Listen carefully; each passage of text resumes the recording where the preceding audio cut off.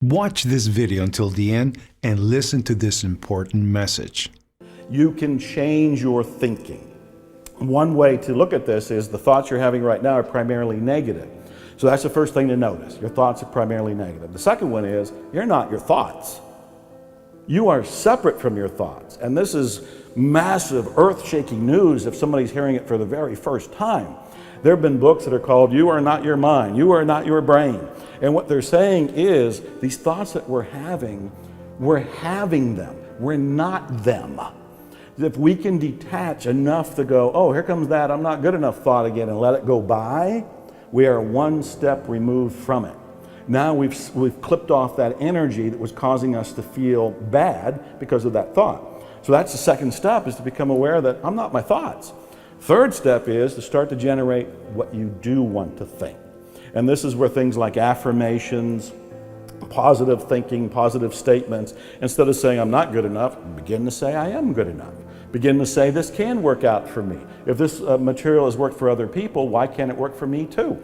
You know, I'm human, they're human, and you can start to rebuild your software of the mind if you want, if you will. And these are all elements. And then there's, we can get into details like what you're going to tend to bring into your life are things that you think about a lot. Most people think about the things they're afraid of, the things that they're worried about. I tell people, why don't you start thinking about the things you love, the things you're passionate about. You're going to go in a new direction. You'll be happier, you'll be healthier, you're going to have better momentum, better enthusiasm. So the repetition of that is going to be a big thing. Emotion, going with those feelings of passion, is going to fuel you to go in a direction that you prefer. And actually having an image. And the image could be a graphical representation of what you want. It could be a house, it could be a car, it could be a job, it could be a pile of money, it could be spiritual awakening, whatever you can do. Because the brain, the reticular activating system in the brain, responds to repetition, imagery, and emotion. So all of this is in the direction of, it's like a condensed course on how to redirect your life, but becoming aware that you're not your thoughts, those negative thoughts, you can let them go. You can start to create new thoughts. You can actually aim where you want to go by choosing what you want, getting an image of what you want, fueling it with passion and love, and then you can start to create it almost organically and automatically. And why as humans do we tend not to do that? Where does this negativity come from? Is it an old survival instinct? That is exactly, you don't even need me to answer these questions. No. You already know. It is an old survival instinct. What we're on alert for, we're hardwired for it. We're on alert for danger. We're on alert for anything that can stop us from breathing, from living. And so our reticular activating system, that part of our brain in the back of our head at the top of the spine, is already hardwired to be on alert for anything that is a threat to you, your loved ones, your life, and all of this. And so negativity and fear and worry are all things programmed to alert you that that could be dangerous. And that's fine. Our reticular activating system and our survival is working. You're here, I'm here, your viewers are here. We can applaud that part of our system that is working. It is keeping us surviving. But what I and the other teachers are saying is that you can program it for other things. You can program it for what you want. So if you do want more wealth, or you want the romance, or you want the health, or you want the house, or the job, or a spiritual awakening, or fill in the blank, you follow the same principles that have been used to keep you surviving, but you use it for these things that you would like to have, do, or be in your life. Okay. Talking about imagery, because this is interesting.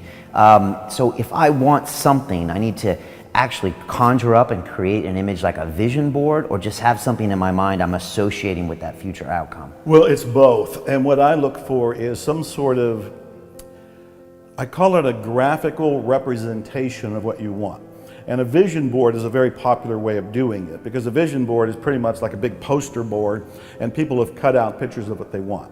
So I had a ride over here in a Mercedes. So if I wanted a Mercedes, I might go on Google and conjure up search for a bunch of different images, find one that really makes me excited, print it, cut it out, and put it on the vision board. And if there was a particular house, like you lived in San Diego at one point, there's some wonderful mansions and old style Mediterranean homes near the water. And if I wanted one of those, I'd find some sort of image of it, cut it out, and put it on the vision board. The idea is I don't want to just think it. I need to communicate to my subconscious mind that this is my next desire. And so if I can see the image of it and see it a lot, that's the repetition part of it, I will be communicating to my mind that this is what I would like to attract into my life.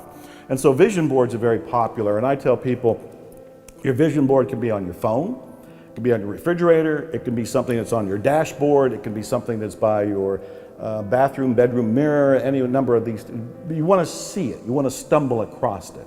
So it's not just thinking about it, because your mind can just go off in a different direction and bring you a different image. You need to be reminded of it. You want to put that up there and say, there's that house, there's that car, there's that bank account, whatever it happens to be. Okay. And should I have different images for different parts of my goals, like a house maybe, or a certain thing in my business, or a certain thing for my relationships, or my body, or? Yeah, that is a great question. There's mixed information on that. My own view is focus on one thing at a time. If you focus on one thing at a time, you are a missile, targeted and sending a powerful signal right into your subconscious mind. There's no confusion. It's like, I want this car. That's it. I don't think there's anything wrong with having like a master vision board and all the different things you were just referring to are there. So there could be the romance in the house and a boat and whatever it happens to be. It could be all on there. But I think it's wiser and more powerful, more effective, more efficient, and accelerated to pick one thing at a time. When I reflect over my own life and my greatest accomplishments, I believe they came when I was really focused. When I said, I'm writing this book, or I'm recording this music, or I'm going after this car, or I want this kind of awakening, and that was the primary focus, I would get it fast. His mind is only operating from previous programming. And the previous programming for virtually everybody is about lack and limitation, fear, worry, survival. Naturally so. That we're just trying to live here on the planet. But what I and other people are saying is, look, you can not only survive, you can thrive, you can prosper, you can have an exhilarating life. You just have to do a little work. And the little work is about looking at your beliefs, because my rule of thumb is you change your beliefs, you get a different reality. Type Amen if you believe in miracles. Watch this important message right now.